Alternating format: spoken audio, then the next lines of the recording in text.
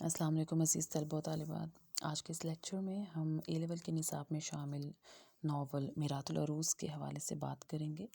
اس lecture میں میرات العروس کے کرداروں پر بات کی جائے گی اور ان کرداروں کا فنی اور تنقیدی جائزہ پیش کیا جائے گا۔ میرات العروس ڈپٹی نذیر احمد دہلوی کا ایک شاہکار ناول ہے۔ اس ناول کے ذریعے ڈپٹی نذیر احمد دہلوی نے عورتوں کی تعلیم و تربیت کا بیڑا اٹھایا اور پند و نصاح کے ذریعے عورتوں پر لکھنے پڑھنے کی اہمیت اور گھرداری کے اسرار رموز عیا کیے۔ ڈپٹی نذیر احمد دہلوی نے میرات العروس کے ذریعے ماں باپ کی اصلاح کا بھی بندوبست کیا اور چھوٹی چھوٹی مثالوں کے ذریعے تربیت سازی کی ترکیب وضع کی۔ اس ناول کی ایک اہم خصوصیت یہ ہے کہ اس کے ذریعے ماں باپ کے بیجا لاڈ پیار کے نتائج سے آگاہ کرتے ہوئے اکبری کا کردار تخلیق کیا۔ دلی کے مشہور و معروف سلسلے اندیش خانیوں کے خاندان کے دور اندیش نامی فرد کی خانگی زندگی کے حالات و واقعات کے گرد اس ناول کے تمام کردار گھومتے نظر آتے ہیں۔ اس ناول کا ایک اہم کردار اکبری کے نام سے متعارف کروایا گیا ہے۔ اکبری کے کردار کا فنی اور تنقیدی جائزہ ملاحظہ کیجیے۔ اکبری دور اندیش کی بڑی بیٹی تھی اور سوائے اس بات کی کہ وہ ایک شریف اور معروف خاندان کی چشم و شراخ تھی، اس کی ذات میں کوئی قابل قدر خصوصیت نہیں تھی۔ اکبری شادی کے 10.5 برس بعد پیدا ہوئی اور نانی کے بیجا لاڈ پیار اور ناز برداری نے اکبری کو خود سر، ضدی اور برتہذیب بنا دیا۔ اکبری اپنی ماں کو آپا اور باپ کو بھائی کہہ کر پکارتی تھی اور اپنی بد زبانی کے سبب ماں سے رد و قت رکھتی تھی۔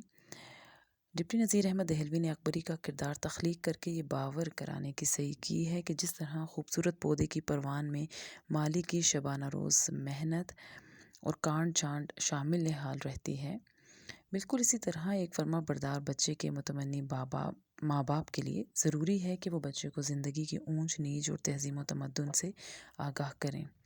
بچے کی پرورش اس نہج پر کی جائے کہ وہ خود اعتماد ہو اور زندگی کی تمام حالات و مصائب کا مردانہ وار مقابلہ کرنے کے قابل ہو سکے۔ اکبری کا کردار ان تمام لڑکیوں کے لیے مقام عبرت بن جاتا ہے جو گھریلو ہنر اور فنون سے بے بہرہ ہیں۔ اکبری کی شرارتوں اور بد مزاجی کے قصے زبان زد خاص و عام تھے اور کوئی بھی گھرانہ اس کو اپنی بہو بنانے پر راضی نہ تھا۔ بہرحال دور اندیش کے ایک دیرینہ دوست مولوی محمد فاضل تھے۔ ایک دن دونوں کی ملاقات ہوئی اور دونوں مولوی محمد فاضل کے بیٹوں محمد عاقل اور محمد کامل کی نسبت دور اندیش کی دونوں بیٹیوں سے طے پا گئی۔ اکبری جب بیاہ کر سسرال گئی تو اس نے اپنی بد مزاجی اور پھوڑ پنے کی انتہا کر دی۔ عید جیسے اہم مذہبی تہوار پر اپنے ساتھ ساتھ دوسروں کی خوشیاں بھی برباد کر دیں۔ مولوی نذیر احمد نے اکبری کے کردار میں جملہ نقائص اور عیوب کو یکجا کر کے قارئین کے سامنے پیش کیا ہے۔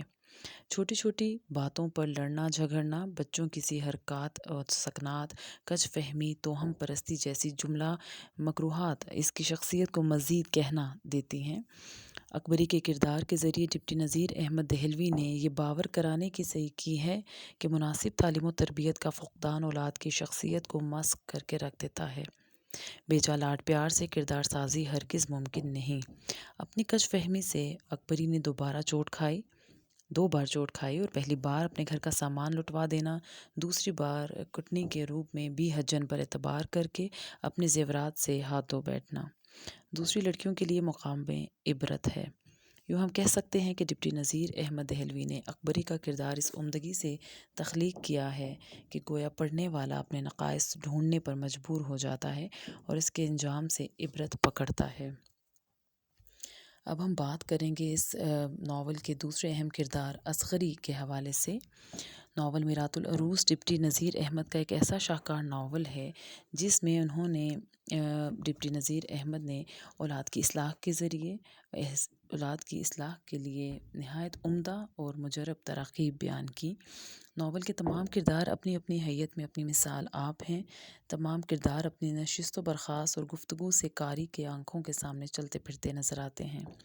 ڈپٹی نذیر احمد دہلوی کے اس ناول کا مقصد اصلاح والدین و اولاد دونوں ہیں۔ اس ناول کے ذریعے انہوں نے والدین کو تنبیہ کی کہ اولاد خواہ کتنی ہی لاڈلی ہو، اس کی تعلیم و تربیت کے پہلو کو کبھی نظر انداز نہیں کرنا چاہیے۔ مناسب روک ٹوک بچوں خصوصاً بچیوں کی تربیت میں اہم کردار ادا کرتی ہے۔ اس ناول کا ایک اہم کردار اصغری کا ہے اور بقول ڈپٹی نذیر احمد دہلوی کے یہ لڑکی اپنی ماں کے گھر میں ایسی تھی جیسے باغ میں گلاب کا پھول یا آدمی کے جسم میں آنکھ۔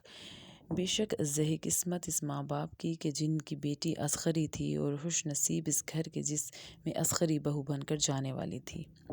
ہم دیکھتے ہیں کہ ڈپٹی نذیر احمد دہلوی نے اصغری کی شخصیت میں جملہ خصوصیات کو یکجا کر کے پیش کیا اور وہ اس میں کامیاب رہے۔ اصغری کی کم گوئی، حیا اور معاملہ فہمی نے گویا گھر کو جنت نظیر بنا کر رکھ دیا۔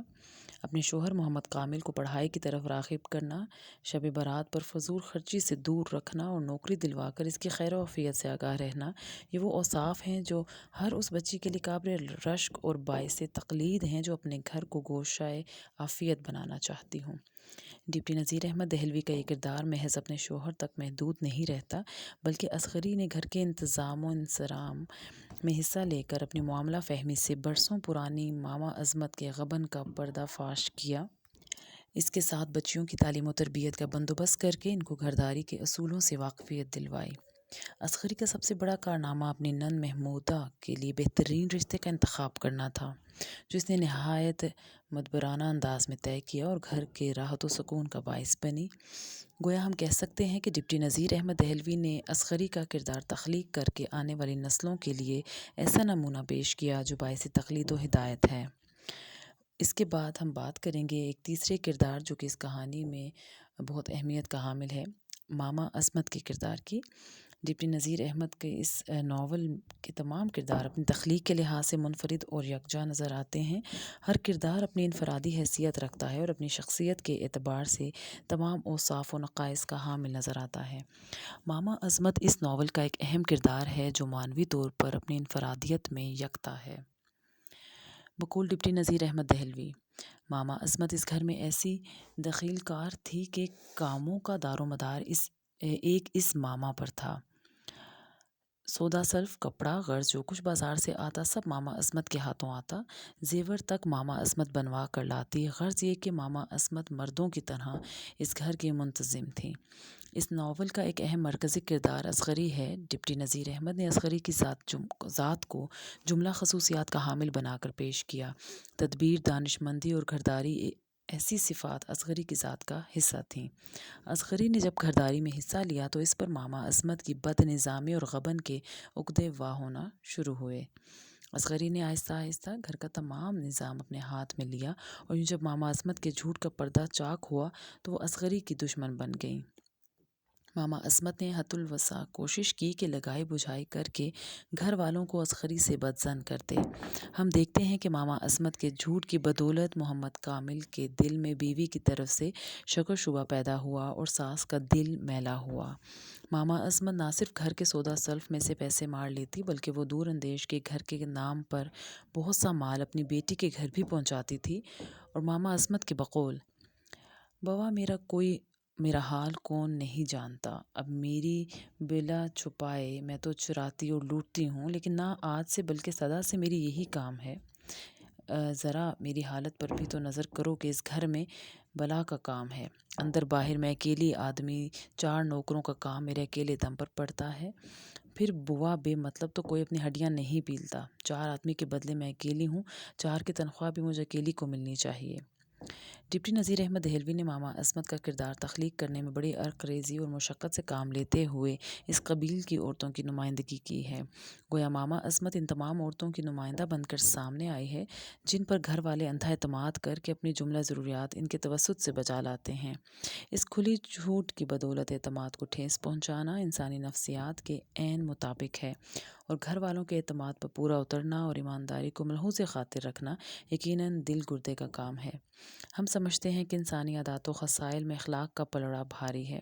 ہمیں چاہیے کہ اپنی ذمہ داریوں سے عہدہ برا ہونے کے لیے دیانت و صداقت کا دامن تھامے رکھیں اور حتی الامکان اس امر کی صحیح کریں کہ ہمارے اقوال و افعال سے ہمارے متعلقین کو ٹھیس نہ پہنچے۔ جہاں تک ماما عصمت کی حشر سامانیوں کا تذکرہ ہے، اس عورت نے بہتی گنگا میں ہاتھ دھونے کا کوئی موقع ضائع نہیں ہونے دیا۔ عسکری کی گھر میں آمد سے پہلے تو ماما عصمت کا طوطی بولتا تھا، اور جب ان پر عسکری کا کڑا پہرا آیا تو وہ دل و جان سے عسکری کی دشمن بن گئیں۔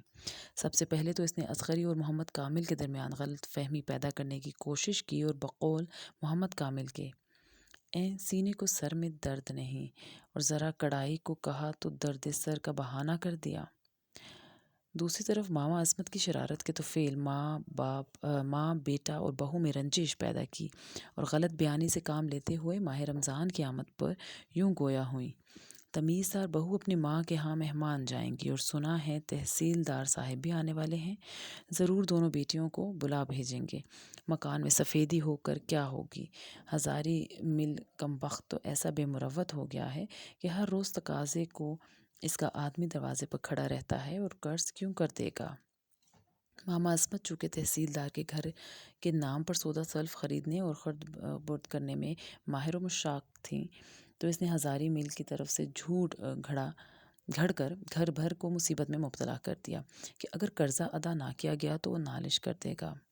ڈپٹی نذیر احمد دہلوی نے ماما عصمت کے کردار کے ہر پہلو کو اجاگر کر کے قارئین کے سامنے رکھ دیا ہے۔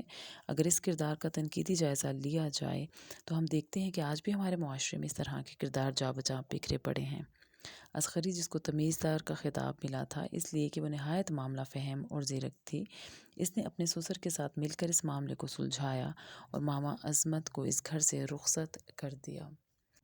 مجھے امید ہے آپ کو میرات العروض کے کرداروں کا فنی اور تنقیدی جائزہ بخوبی سمجھ آیا ہوگا۔ مزید لیکچر سننے کے لیے اس چینل کو سبسکرائب کر لیں۔ اگلی ویڈیو تک کے لیے اللہ حافظ۔